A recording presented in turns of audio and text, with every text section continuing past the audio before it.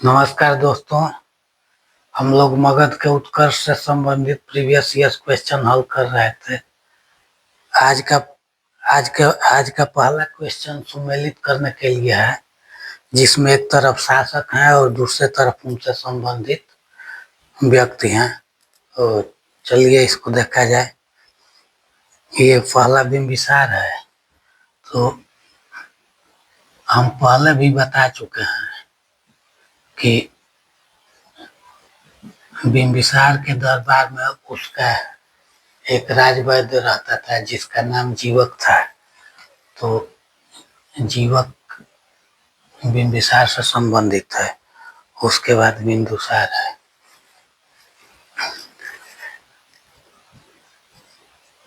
Syria का एक शासक था एंटियोकस।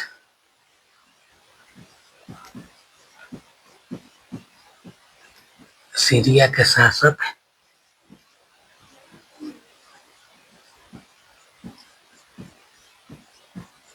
एंटियोकस ने डाइमेकस नामक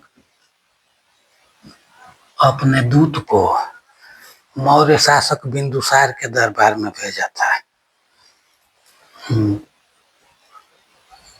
बिंदुसार के दरबार में डाइमेकस को भेजा था सीरिया के शासक एंटियोकस ने। तो बिंदुसार से संबंधित डाइमेकस है। फिर अजातशत्रु का एक मंत्री था। ये पहले हम बता चुके हैं। अजातशत्रु का एक मंत्री था वस्कार, जिसने वज्जी संघ में फूट डालने का काम किया था। फिर अगला है गोंडोफर्निज। एक पहला शासक था गोंडोफर्निज।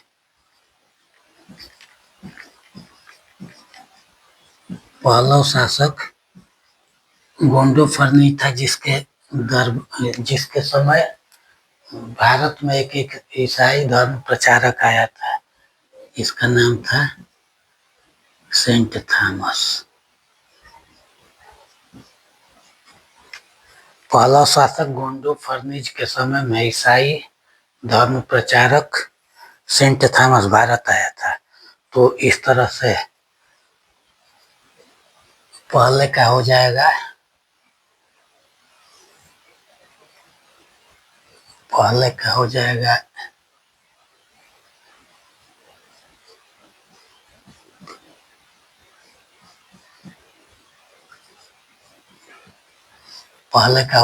सी। फिर दूसरे का हो जाएगा ए और दूसरे का ए। अजातशत्रु वस्कार तीसरे का डी और फिर चौथे का गोंडोफर्निज सेंट थॉमस, चौथे का बी। इस तरह से पहले का सी, दूसरे का ए, तीसरे का डी और चौथे का बी। यही आंसर होगा। अगला क्वेश्चन है, सर्व छत्रांतक किसकी उपाधि थी? बिंबिसार, अजातशत्रु, महापद्म, शिशुनाग।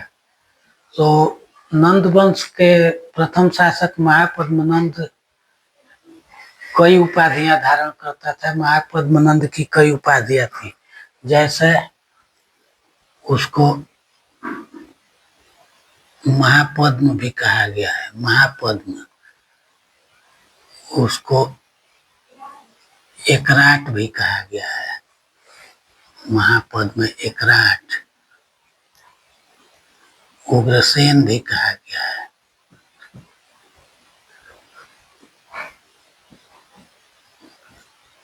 कौलिका,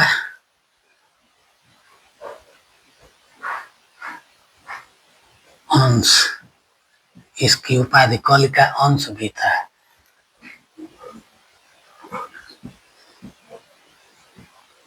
अपरो परशुराम, अर्थात द्वितीय परशुराम की उपाधि भी धारण करता था। ये सब किसकी उपाधियां थी? तो नंद वंश के प्रथम शासक महापद्म नंद। महापद्मनंद की ये सब उपाधियां थी। महापद्म, एकराट, उग्रसेन, कलिका अंश, अपरो परशुराम अर्थात द्वितीय परशुराम, भैरव, ये सब उपाधियां कौन धारण करता था? तो नंद वंश का प्रथम शासक महापद्मनंद। ये भी क्वेश्चन आ चुका है कि अपरो परशुराम अर्थात द्वितीय परशुराम, अपरो परशुराम किसकी उपाधि थी? तो महापद्मनंद की। ये क्वेश्चन आ चुका है। एकराट किसकी उपाधि है? महापद्मनंद की। ये भी पूछता है। फिर वो एक और उपाधि, महापद्मनंद एक और उपाधि धारण करता था जो है सर्व छत्रांतक। सर्व छत्रांतक अर्थात क्षत्रियों का नाश करने वाला। तो क्वेश्चन है सर्व छत्रांतक किसकी उपाधि थी? तो सर्व छत्रांतक महापद्मनंद की उपाधि थी। इसलिए इस क्वेश्चन का सही आंसर हो जाएगा सी, महापद्मनंद। अगला क्वेश्चन है नंद राजा का उल्लेख करने वाला अभिलेखीय प्रमाण है। तो कलिंग में चेद वंश में एक राजा हुआ है जिसका नाम था खारवेल। तो खारवेल के हाथी गुम्फा अभिलेख, खारवेल के हाथी गुफा अभिलेख से हमें जानकारी मिलती है कि नंद शासक महापद्मनंद ने कलिंग विजय किया था।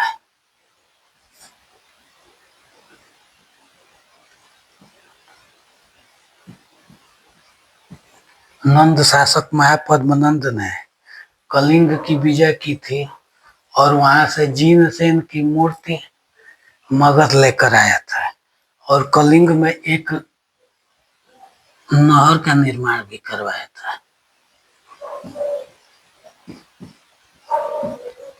ये सब किसके बारे में जानकारी मिलती है? तो नंद वंश के प्रथम शासक महापद्मनंद।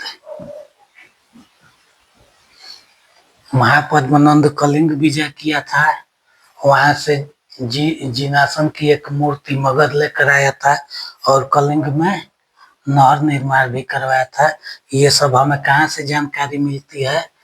तो खारवेल के हाथी गुफा अभिलेख से जानकारी मिलती है। तो नंद राजा का उल्लेख करने वाला अभिलेखीय प्रमाण जो है वो है खारवेल का हाथी गुफा अभिलेख। तो इस क्वेश्चन का सही आंसर हो जाएगा बी, खारवेल का हाथी गुफा अभिलेख।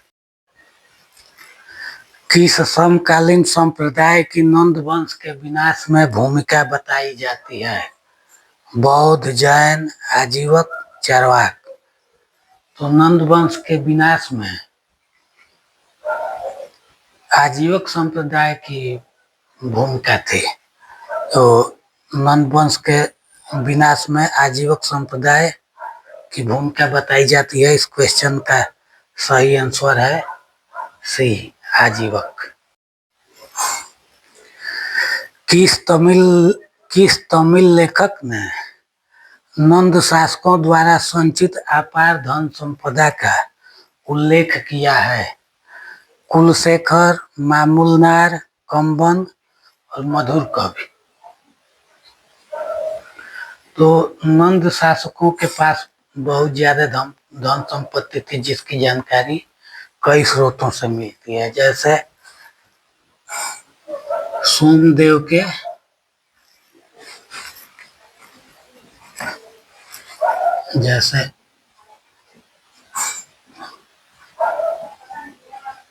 सोमदेवकृत कथा सरित सागर। सोमदेव के कथा सरित सागर से हमें जानकारी मिलती है कि नंदों के पास 11 करोड़ 11 करोड़ स्वर्ण मुद्राएं थी, 11 करोड़ स्वर्ण मुद्राएं थी। इसी तरह से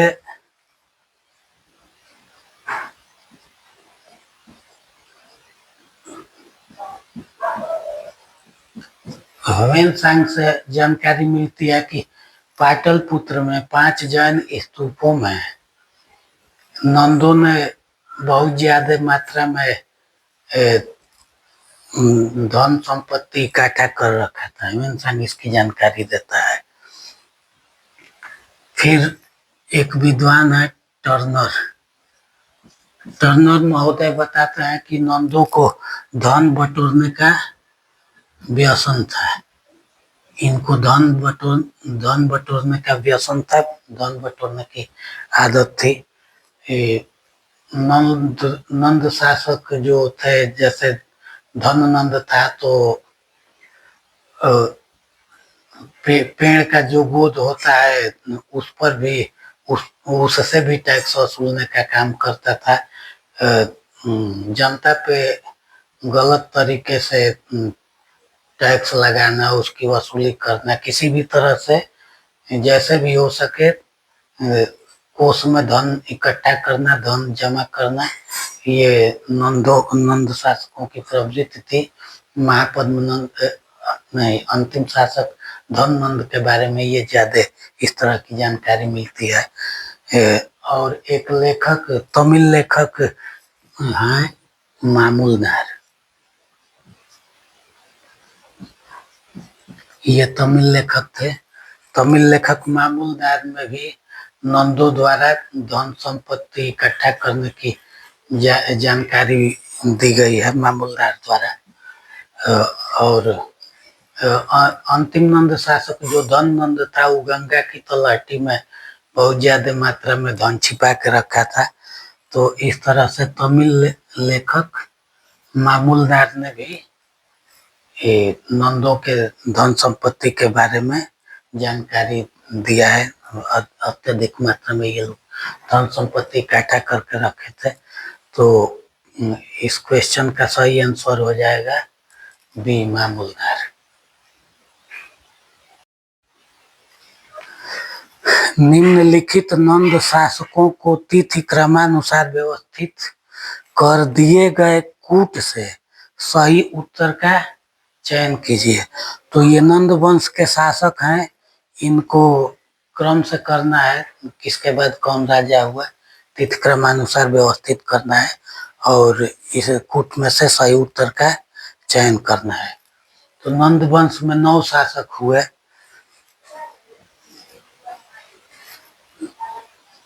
पहला था उग्रसेन,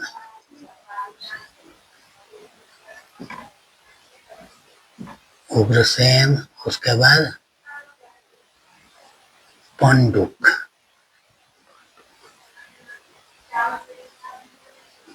पंडुगति,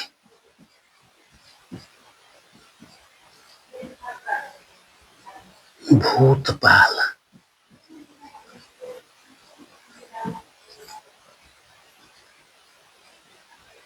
राष्ट्रपाल,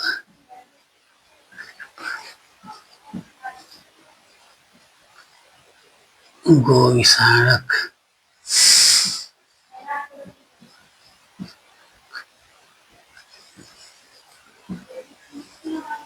दस सिद्धक,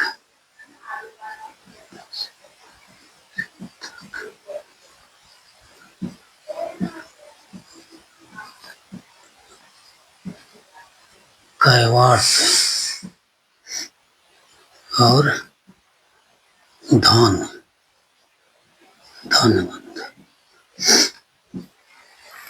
नंद वंश में ये 9 शासक हुए: उग्रसेन, पंडुक, पंडुगत, भूतपाल, राष्ट्रपाल, गोविसाणक, दससिद्धक, कैवर्त और धन।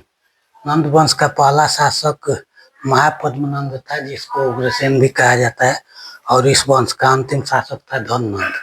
तो इसमें सुमेलित करना है कि ये किसके बाद कौन है, तिथि क्रमानुसार व्यवस्थित करना है। ये गोविसाणक को गोविसंक यहाँ दिया गया है, तो इसमें देखेंगे तो सबसे पहले इसमें पंडुक था, सबसे पहले पंडुक था बी। तो इसमें देखिए बी, सबसे पहले ये उग्रसेन था, उग्रसेन सी, उसके बाद पंडुक बी, उसके बाद गोविसाणक आएगा ए, और उसके बाद धनानंद सबसे लास्ट में डी। तो इसका सही आंसर होगा सी बी ए डी। इस क्वेश्चन का सही आंसर होगा डी। नंदराज की सेना में कितने सैनिक थे? यहाँ नंद वंश के प्रथम शासक महापद्मनंद की बात हो रही है। तो महापद्मनंद की सेना में कितने सैनिक थे? तो 100 पद्म, बी 20 पद्म, सी 50 पद्म और डी 10 पद्म। तो महापद्मनंद की सेना में 10 पद्म, उसके सैनिकों की संख्या 10 पद्म थी। तो इस क्वेश्चन का सही आंसर हो जाएगा डी 10 पद्म। श्रावस्ती, प्राचीन श्रावस्ती का नगर विन्यास किस आकृति का है? अर्धचंद्राकार, वृत्ताकार, त्रिभुजाकार, आयताकार। तो श्रावस्ती सहित महेत, सहित महेत अर्थात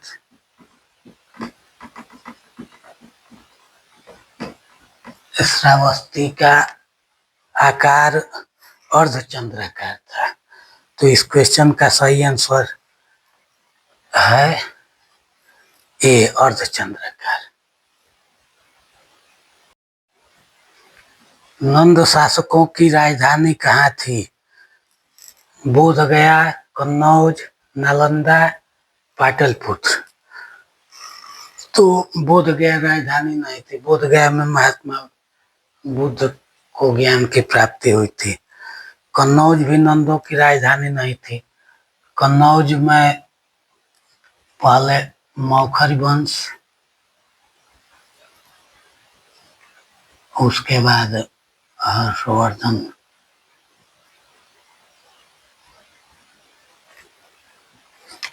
कन्नौज मौखरियों की राजधानी थी, और मौखर वंश के बाद कन्नौज को हर्षवर्धन ने अपनी राजधानी बनाई थी। तो ये बी भी नहीं होगा, ए भी नहीं होगा। नालंदा कहीं की राजधानी नहीं है, नालंदा बिहार में है, जहाँ पे गुप्त शासक कुमारगुप्त प्रथम, जिसको शक्रादित्य कहा गया है, गुप्त शासक कुमारगुप्त प्रथम, जिसकी उपाधि थी शक्रादित्य। कहा गया कि शक्रादित्य ने नालंदा विश्वविद्यालय की स्थापना की थी। तो ये भी नहीं होगा। डी, नंद शासकों की राजधानी पाटलिपुत्र थी। हर्यंक वंश में पाटलिपुत्र की स्थापना उदयन किया था। उसके बाद हर्यंक वंश के बाद शिशुनाग वंश का शासन हुआ। शिशुनाग वंश के बाद नंद वंश, नंदों की राजधानी पाटलिपुत्र थी। उसके बाद मौर्यों के समय में भी थी, आगे गुप्त शासकों के समय में भी थी। तो नंद शासकों की राजधानी कहाँ थी? तो पाटलिपुत्र थी। इस क्वेश्चन का सही आंसर हो जाएगा डी पाटलिपुत्र। उदयन वासदत्ता की दंत कथा संबंधित है मथुरा से, उज्जैन से, महिष्मती से, कौशाम्बी से। तो 6ठी शताब्दी ईसा पूर्व में जो 16 महाजनपद हुए थे, उसमें एक महाजनपद था वत्स महाजनपद, और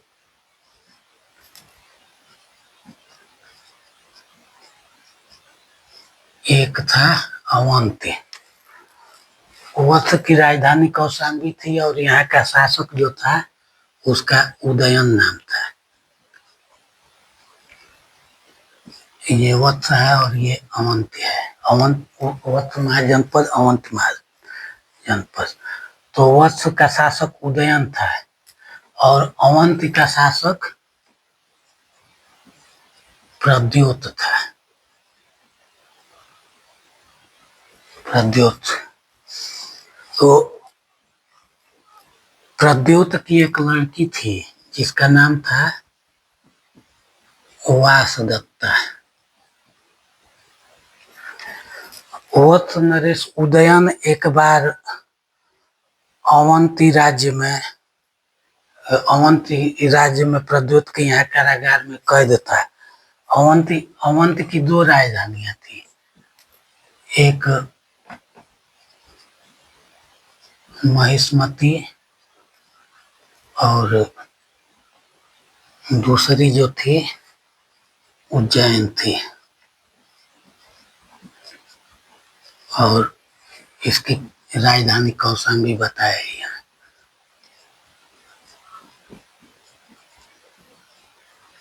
तो वत्स नरेश उदयन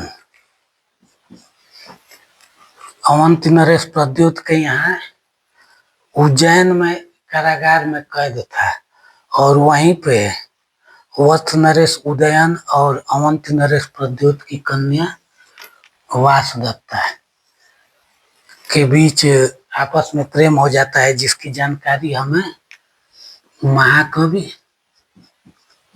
भासकृत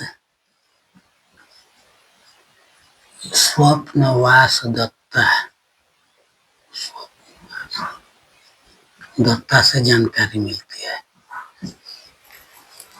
उदयन यहाँ कैद होता है और अवंती नरेश प्रद्योत की कन्या वासदत्ता के साथ इसका प्रेम हो जाता है। ये कहाँ पे कैद था? उज्जैन में कैद था। और इसकी जानकारी हमें कहाँ से मिलती है? तो महाकवि भास के स्वप्न वासदत्ता से। तो क्वेश्चन पूछ रहा है कि उदयन वासदत्ता की दंत कथा संबंधित है, मथुरा से नहीं, महिष्मती से नहीं, कन्नौज कौशाम्बी से नहीं। ये कहाँ पे कैद था? उज्जैन में कैद था। तो इन दोनों की दंत कथा जो संबंधित है उज्जैन से संबंधित है। तो इस तरह से इस क्वेश्चन का सही आंसर हो जाएगा बी, उज्जैन।